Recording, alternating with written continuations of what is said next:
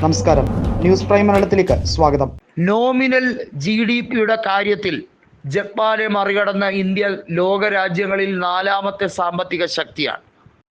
എന്നാൽ purchase power പാരിറ്റിയുടെ കാര്യത്തിൽ, അതായത് PPP എന്ന് ഷോർട്ട് ഫോമിൽ വിളിക്കുന്ന സാഹചര്യത്തിൽ ഇന്ത്യ ലോകരാജ്യങ്ങളിൽ 3ാം സ്ഥാനത്തേക്ക് നിൽക്കുകയാണ്. വിദേശ നിക്ഷേപം വലിയ തോതിലാണ് പുതിയ സാമ്പത്തിക വർഷത്തിൽ വന്നു കയറുന്നത്. അതിനിടയിൽ ഒരു കളങ്കമായി നിൽക്കുന്നത് സ്റ്റോക്ക് എക്സ്ചേഞ്ചിൽ നടക്കുന്ന വലിയ തോതിലുള്ള അഴിമതി തന്നെയാണ്. ഇവിടെ ധനസമാഹരണവുമായി ബന്ധപ്പെട്ട ഇലക്ട്രൽ ബോണ്ടുമായി ബന്ധപ്പെട്ട കാര്യത്തിൽ സുപ്രീം കോടതി കൃത്യമായി ഭരണകക്ഷിക്ക് ഒരു തിരിച്ചടി നൽകിയിരുന്നു. അത് കൃത്യമായും വ്യവസ്ഥാപിത തത്വങ്ങൾക്ക് എതിരാണ് എന്നുള്ളതും, അതുകൊണ്ട് തന്നെ കോർപ്പറേറ്റ് അഴിമതിയെ ഒരു കാലത്തും വെച്ചുപൊറിപ്പിക്കാൻ കഴിയില്ല എന്നതും അസന്നിഗ്ധമായി സുപ്രീം കോടതി പറഞ്ഞ ഒരു കാര്യമാണ്.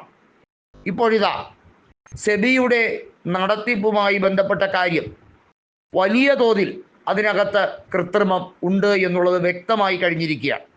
നമുക്കറിയാം, റിസർവ് ബാങ്കിൻ്റെ മുൻ ഗവർണറായിരുന്ന രഘുറാം രാജൻ സെബിയുമായി ബന്ധപ്പെട്ട കാര്യങ്ങളിൽ അദ്ദേഹം നടത്തിയ പരാമർശം എന്നത് വീണ്ടും പ്രാധാന്യമർഹിക്കുന്ന ഒരു കാര്യമായി മാറിക്കഴിഞ്ഞിരിക്കുകയാണ്.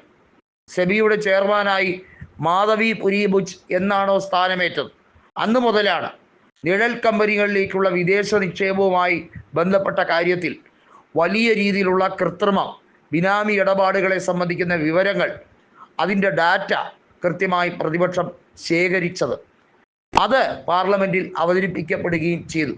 ഒരുപക്ഷെ സാമ്പത്തിക മേഖലയിൽ ഇന്ത്യക്ക് ഏറ്റവും വലിയ വെല്ലുവിളിയായിരുന്നു അത്തരത്തിലുള്ള കൃത്രിമവുമായി ബന്ധപ്പെട്ട കാര്യം. 2000 രൂപ നോട്ടിൻ്റെ നിരോധനം ഉൾപ്പെടെയുള്ള കാര്യങ്ങളിൽ രാജ്യത്തെ കള്ളപ്പണം തടയാൻ കഴിഞ്ഞില്ല എന്ന് മാത്രമല്ല, ഇപ്പോഴും അത് സർക്കുലേറ്റ് ചെയ്യപ്പെടുന്നു എന്ന ഗുരുതരമായ വീഴ്ചയെ കേന്ദ്ര സർക്കാർ ഏത് രീതിയിലായിരിക്കും അതിനെതിരെ നടപടിയെടുക്കുക എന്ന് പ്രതിപക്ഷം വീണ്ടും ചോദിക്കുന്നൊരു കാര്യമാണ്.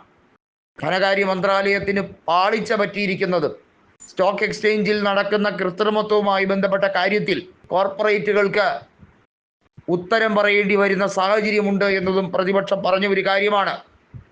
അതുകൊണ്ട് തന്നെയാണ് റിസർവ് ബാങ്ക് ഓഫ് ഇന്ത്യയുടെ ഇപ്പോഴത്തെ ഗവർണറായ സഞ്ജയ് മൽഹോത്ര ചില നിബന്ധനകൾ വയ്ക്കാൻ തയ്യാറാകുന്നത്. റിസർവ് ബാങ്ക് കൃത്യമായി പറയുന്നു, ധനകാര്യ മന്ത്രാലയത്തിൽ സർവത്ര വ്യാപകമായി അഴിമതിയുടെ ആരോപണങ്ങൾ അത് ദൂരീകരിക്കേണ്ടതാണ്. അത് കേന്ദ്ര സർക്കാരിൻ്റെ പരിപൂർണമായ ഉത്തരവാദിത്തമാണ്. അല്ലാത്ത പക്ഷം സാധാരണക്കാർക്ക്, പൊതുജനത്തിന് ആശങ്കയുണ്ടാകും.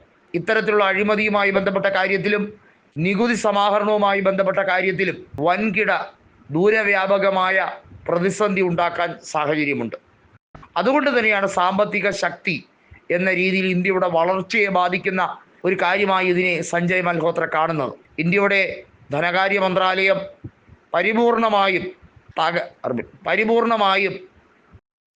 പരിപൂർണമായും കോർപ്പറേറ്റ് നിയന്ത്രണ വിധേയമാവുകയും പൊതുമേഖലാ സ്ഥാപനങ്ങൾ കോർപ്പറേറ്റ് വൽക്കരിക്കുകയും ചെയ്യുമ്പോൾ അടിസ്ഥാനപരമായി എക്കണോമിക് ക്ലാസുകളുടെ ഡിവിഷനിൽ വലിയ വ്യതിയാനം ഉണ്ടാവുകയാണ്. ഇത് സാമ്പത്തിക ഭദ്രതയെ തന്നെ ബാധിക്കും എന്നുള്ളതിന് യാതൊരു തർക്കവുമില്ല.